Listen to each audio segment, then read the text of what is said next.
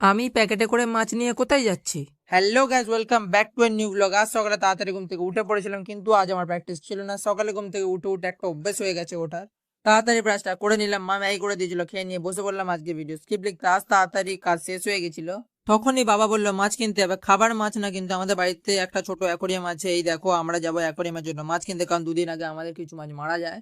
আমি আর বাবা বেরিয়ে পড়লাম মাছের দোকানের দিকে। এই দেখো, আমাদের এখানে মেলাও বসেছে, ভাবছিলাম একদিন সময় করে আসবো।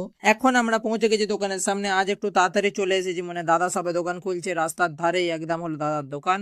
এই যে ছোট ছোট কালার মাছ দেখছো, এই মাছই নেবো আমরা। মাছটার নাম ঠিক আমি জানি না। এই দেখো, আমাদের সাথে আরো একজন এসেছে মাছ কিনতে, ওর নাম হলো ফাইজু। ওকেও নাকি এখন মাছ কিনে দিতে হবে। দাদা এখন মাছগুলোকে প্যাকেট করে দিচ্ছে। এই 6টা মাছ নিলাম আমরা। এখন যাচ্ছি আমরা বাড়ির দিকে।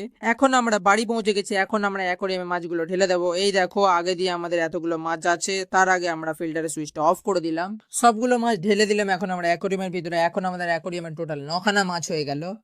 তারপর চলে গেলাম আমার ভাইকে স্কুলে ছাড়তে। ওর আজ দিয়ে পরীক্ষা, আমার ভাইকে ছেড়ে দিয়েছে, বসে পড়লাম আমরা খেতে। আজকের ব্লগটা এখানে শেষ করছি, দেখা হচ্ছে নেক্সট ব্লগে। ততক্ষণের জন্য টাটা।